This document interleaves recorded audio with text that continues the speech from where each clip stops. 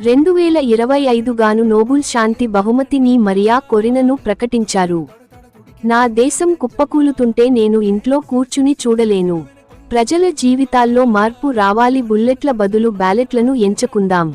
దాదాపు 25 ఏళ్ల క్రితం మరియా కొరిన చెప్పిన మాటలు ఇవి. నాటి నుంచి ప్రజాస్వామ్య హక్కులను కాపాడుకోవడం కోసం ఆమె నిరంతరం పోరాడుతున్నారు. అణిచివేతలకు వేరవకుండా ప్రజల తరఫున గళం వినిపిస్తూనే ఉన్నారు. నియంతృత్వ సుంకలాల నుండి తన వెనిజులా దేశాన్ని కాపాడుకునేందుకు ఆమె చేస్తున్న పోరాటమే ఈ ప్రతిష్టాత్మక నోబెల్ పురస్కారం అందింది. ఈ ఏడాది నోబెల్ శాంతి బహుమతిని వెనుజులా విపక్ష నేత మరియాకు అందించినట్లు అకాడమీ ప్రకటించింది.